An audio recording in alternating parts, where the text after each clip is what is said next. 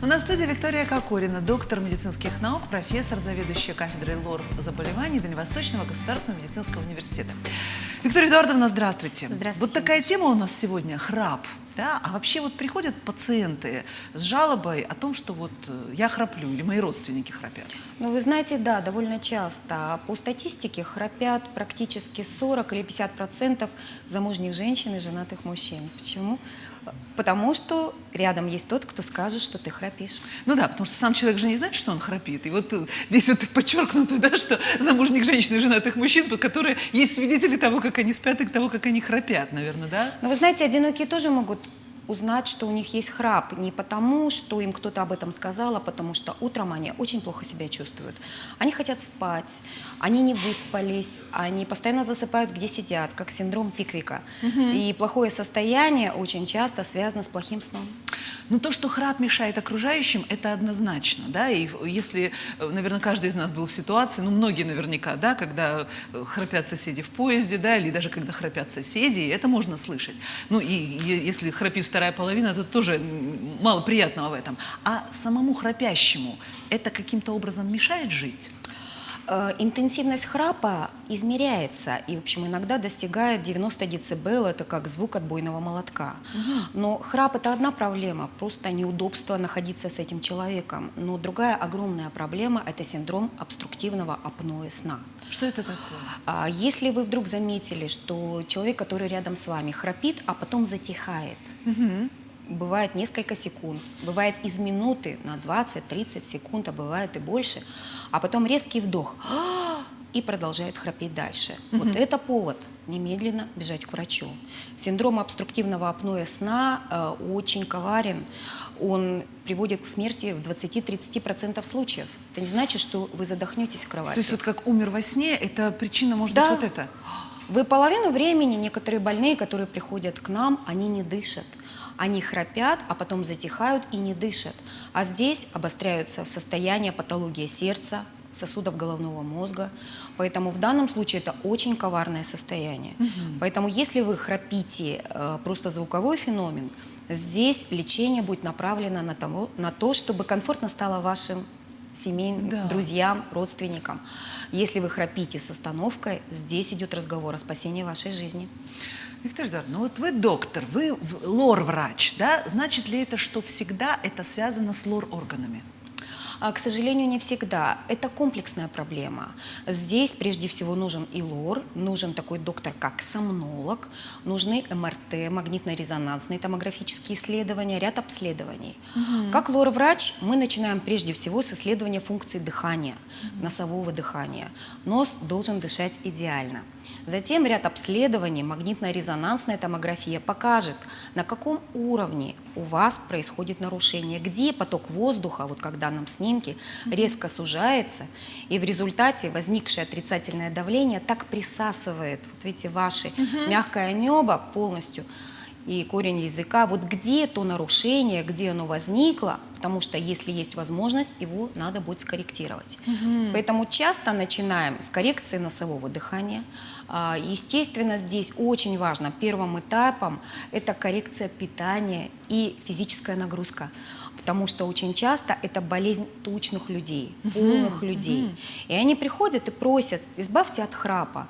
А мы объясняем, что прежде всего, если вы уменьшите на 10 килограмм массу вашего тела, скорее всего, храп у многих наших пациентов просто исчезнет. Здесь надо работать, здесь надо активно работать над собой. А дети могут храпеть?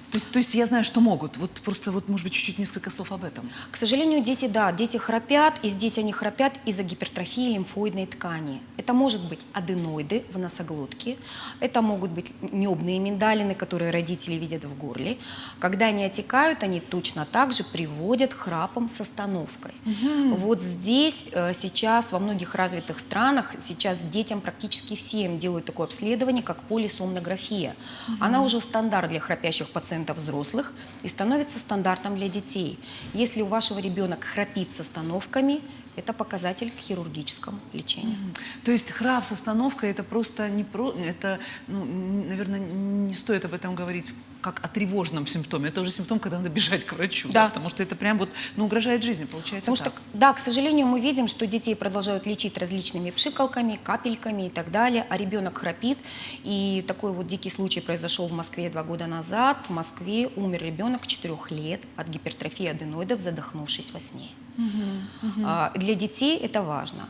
А для взрослых, хочется сказать, когда они приходят к лор-врачу, прежде всего коррекция массы тела. Дальше, вторым этапом, это восстановление носового дыхания. Третье – это поход к сомнологу. А вот есть разные приспособления для храпящих. Вот как вы к ним относитесь? Можно ли прокомментировать их с профессиональной медицинской точки зрения? Работают ли они, стоит ли ими пользоваться? Или все-таки это не решает проблему? Конечно, есть различные виды приспособлений, прежде всего, которые направлены на коррекцию состояния именно рта, потому что вот на том снимке мы видели, то есть когда вот различные загубники, вставки, которые фиксируют положение языка, чтобы язык не вызывал именно вот сужение ротоглотки, гортаноглотки, не западал, не вызывал эти нарушения. Что вот различные варианты КАП и различные варианты дилататоров для преддверия носа, они похожи на такие вот клеймы расширяющие, потому что вот самое узкое место носа, мы называем носовой клапан, который суживается, и многие наши пациенты при активном дыхании, у них идет спадение в этой области, и они, да, по ночам на фоне дыхания идет именно звуковой феномен в виде храпа. Если проблема в этом, то эти устройства помогут нашим пациентам. Но и самое устройство продвинутое, которое подскажет сомнолог, потому что, к сожалению, не всем пациентам, вот, в данном случае вот это устройство для расширения преддверия носа, к сожалению, сомнолог может ряду наших пациентов сказать: извините, вам операция не показана. И при храпе с тяжелым апноэ не всегда мы можем оперировать, и мы не предлагаем эту операцию. И здесь она может даже ухудшить состояние пациента. И здесь сомнолог подберет вам СИПАП-терапию. Поэтому очень часто, когда вы идете от нас к сомнологу, вы приходите уже с бумагой, на котором написано, будет ли эффективно хирургическое лечение. Это замечательно, потому что мы можем где-то предсказать эффективность. А вот еще такой способ бытовой, который рекомендуют тем, кто живет и спит с храпящим партнером, перевернуть его со спины, то есть не давать ему ложиться на спину. Вот это работает или нет? Как это связано? Вы знаете, это вот способ уже, если это работает, и вы, перевернув его, или как вспомним, раньше в армии подшивали маленькое там ядро или какое-то вот для отпушечное, подшивали в шинели, когда никто не мог спать на спине, переворачивался и перестал храпеть. Если у вашего родственника вот такой позиционный вариант сработает, ну, скорее всего, сработает и хирургическое лечение, которое имеет различные варианты с применением радиоволны, с применением применением лазерного излучения. И бывает очень эффективно. То есть вот это, ну, смена положения, смена вот позы сна, да, она может действительно, ну, улучшать состояние. Но опять же, это нужно кому-то это делать, переворачивать. Да. Сам же человек во сне не перевернется, если ему ничего не будет там мешать, мячик под спинкой, да? Но об этом нам скажет сомнолог. Об этом скажет сомнолог. Вы приходите туда, доктор, у нас замечательные сомнологические центры, и доктор зафиксирует, как вы спали, сколько эпизодов апноэ у вас было, с чем они связаны.